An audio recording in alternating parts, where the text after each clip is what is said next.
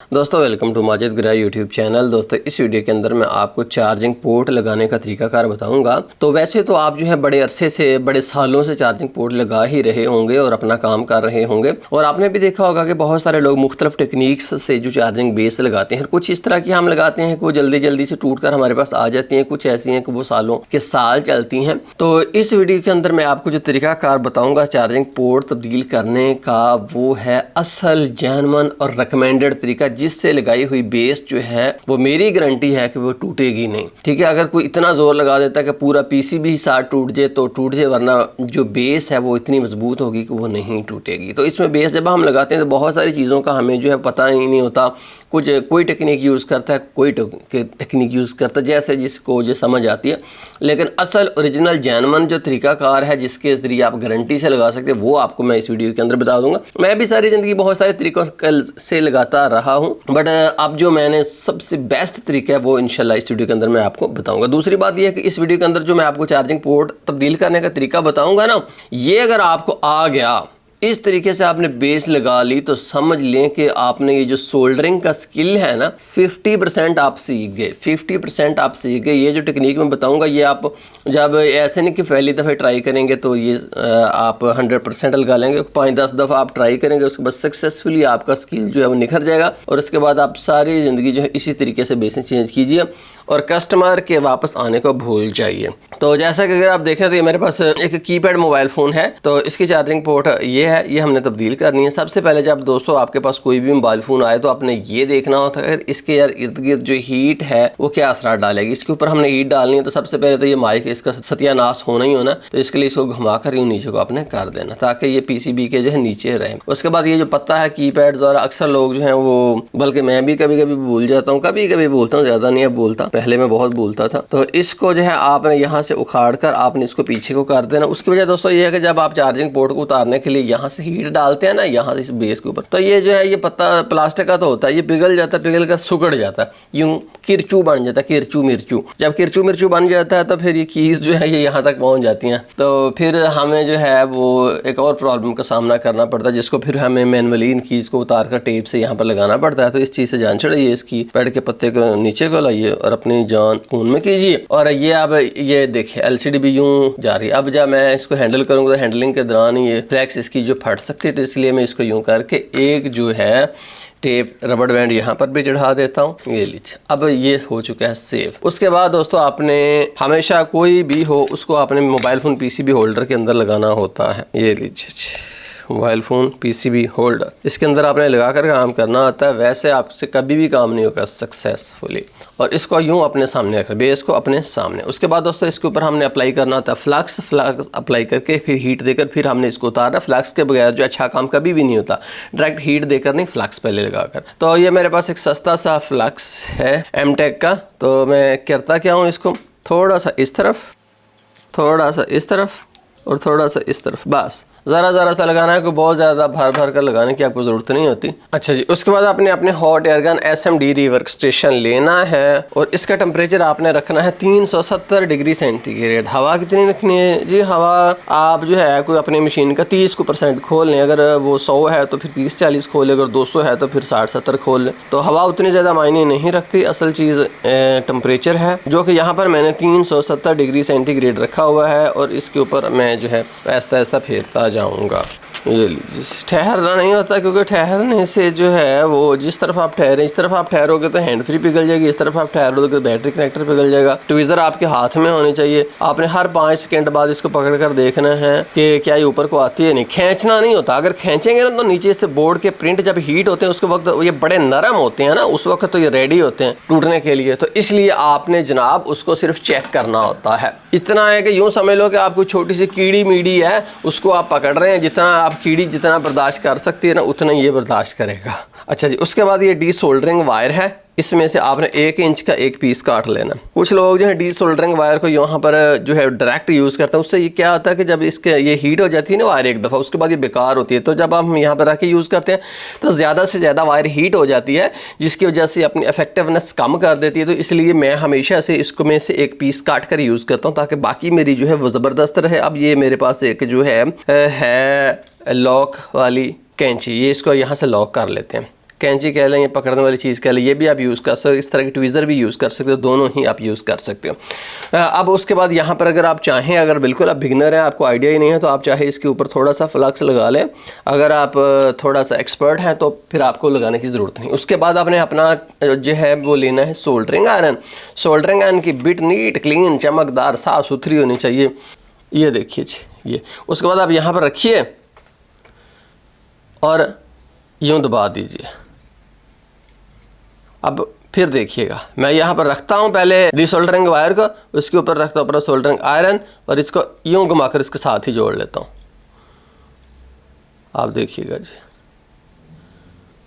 ये लीजिए। जैसे अगर आप देखें तो यहाँ से सारे का सारा जितना सोल्डर था वो उठाया गया ना, पॉइंट हो गया नीट क्लीन। अब मैं इसको रखता हूँ अपने पास है, यूँ हाथ मेरा सीधा होगा। उसके बाद दोस्तों मैंने लेना है, ये देखिए, ये मेरे पास है मैकेनिक का 0.4 mm का सोल्डर वायर। 0.4 mm का है, बट कोई भी आपके पास हो ना इससे मोटा छोटा, तो वो भी गुजारा आपका कर जाएगा। बट 0.4 mm का जो है वो यूज़ करना थोड़ा सा इजी है। तो अब मैं जो टेम्परेचर है कम करके 350 डिग्री सेंटीग्रेड रख लेने लगा हूँ। चाहे आप 420 भी रख लें, कोई भी मसला नहीं है, उतना ज़्यादा फ़र्क नहीं पड़ने वाला। अब यहाँ पर इन तमाम पॉइंट्स के ऊपर हमने सोल्डर लगाना है। याद रखिए कि इसके ऊपर, इसके ऊपर, इसके ऊपर नहीं लगाना। ये जो सिर्फ टांके होते हैं ना इसके, जो आगे चार्जिंग का करंट और पीसी से इसकी कनेक्टिविटी बनाते हैं, ये वाले, इनके ऊपर ही हमने थोड़ा सा लगाना होता है। लगाना कितना होता है मैं आपको बता देता हूँ। ये इतना सा, इतना सा। अगर ज़्यादा हो जाए तो फिर उतार लेना। यहाँ ज़्यादा चाहिए क्योंकि ये ग्राउंड के साथ कनेक्ट है। यहाँ पर टेम्परेचर में ज़्यादा करके 420 कर देता हूँ। फिर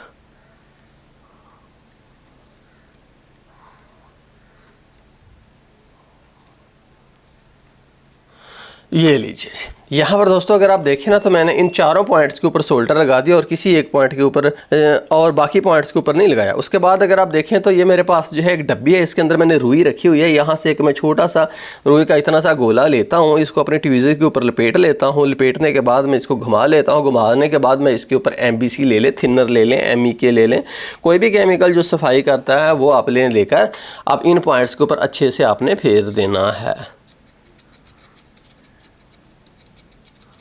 अब नोट फरमा लीजिए जो प्रोसेस है। अब मैंने ना इन पॉइंट्स के ऊपर लगा लिया है सोल्डर, बट इन पॉइंट के ऊपर नहीं लगाया। उसकी वजह दोस्तों ये है कि ये जो पॉइंट है ये बहुत छोटे हैं, तो ये बड़े अच्छे और जल्दी मेल्ट हो जाते हैं। ये पॉइंट जो बड़े बड़े हैं तो इतनी जल्दी मेल्ट नहीं होते इसके ऊपर सोल्डर अगर मैं लगा दूं पहले ही इन पॉइंट के ऊपर। तो ये है तरीकाकार। उसके बाद अगर आप देखें तो ये मेरे पास है चार्जिंग पोर्ट, ये वाली बिल्कुल वैसी ही 100% सेम टू सेम आपने लेनी है, फिर ही मज़ा आएगा। अदरवाइज जो है वो मज़ा नहीं आएगा। ये आपने इसके ऊपर रख के देखना है कि क्या ये अपनी जगह के ऊपर फिट, प्यारी, बेहतरीन ये चीज़ें हैं या नहीं हैं। जैसा कि अगर आप देखें तो ये देखिए, चारों तरफ से आप इसका मुआयना कीजिए।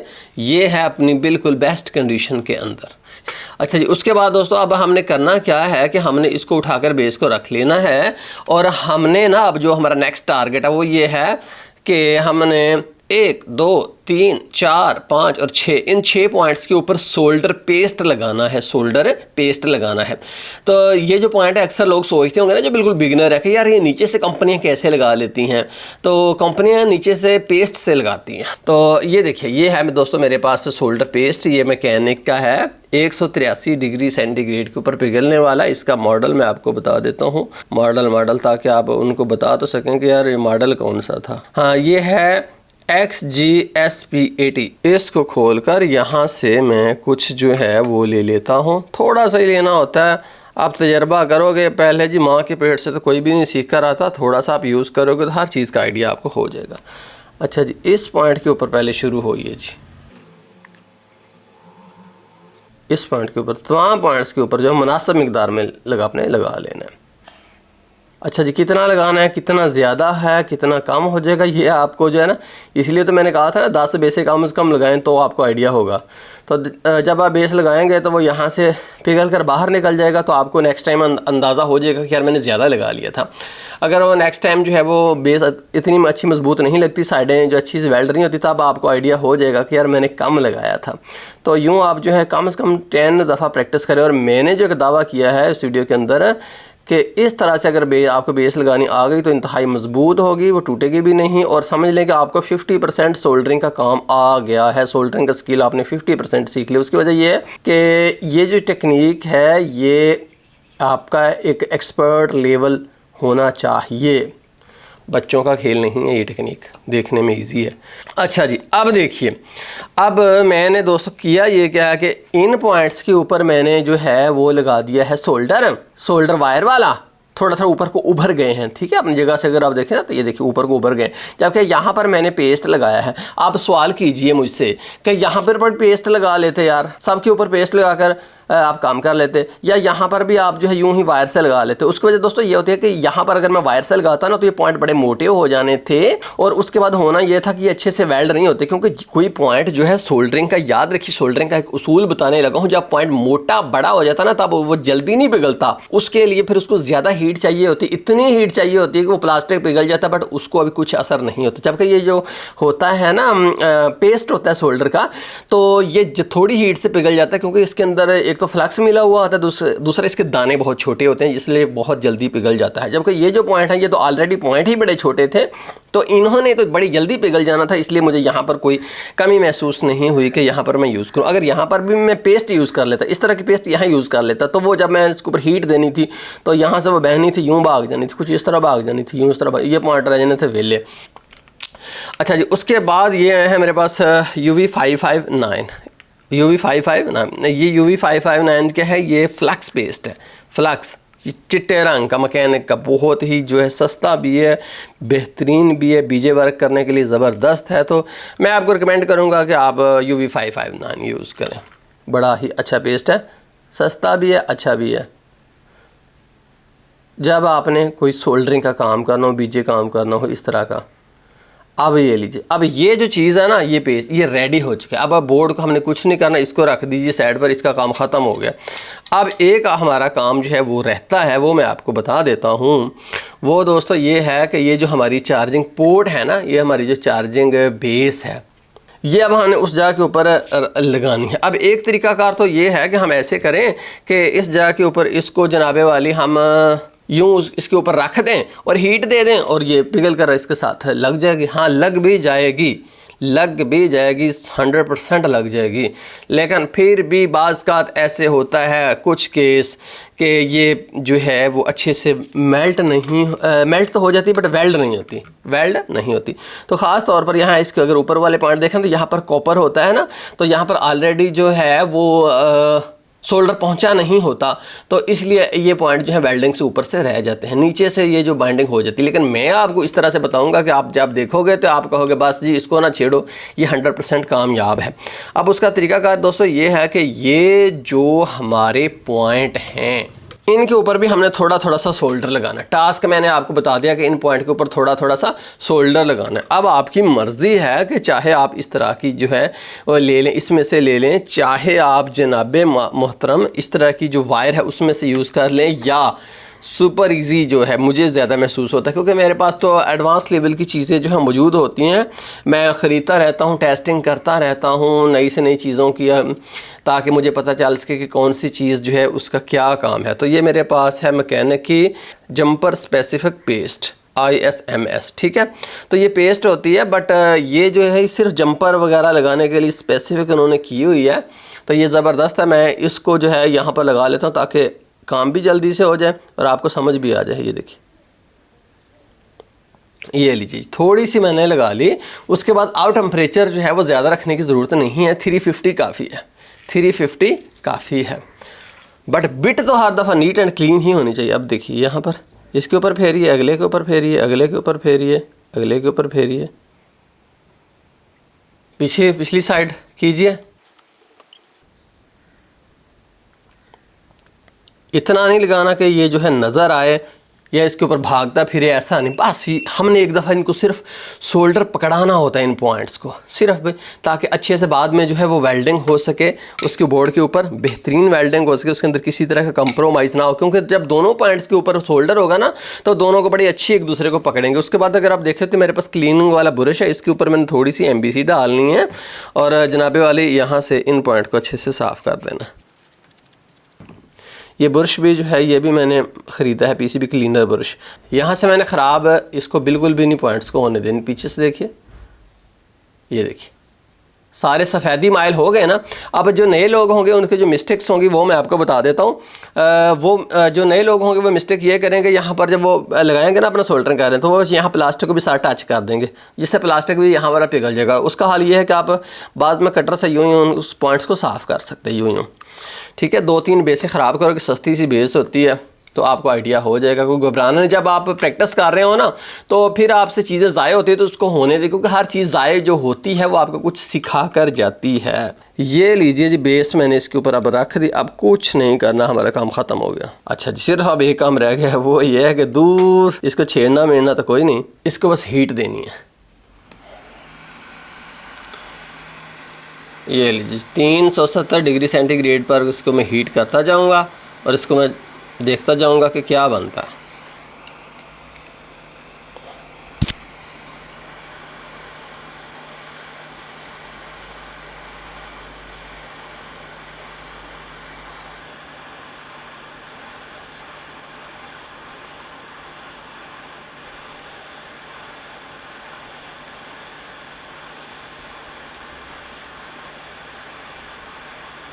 ये लीजिए, जैसा अगर आप देखें तमाम हमारे पॉइंट्स जो हैं वो मेल्ट हो चुके हैं ना।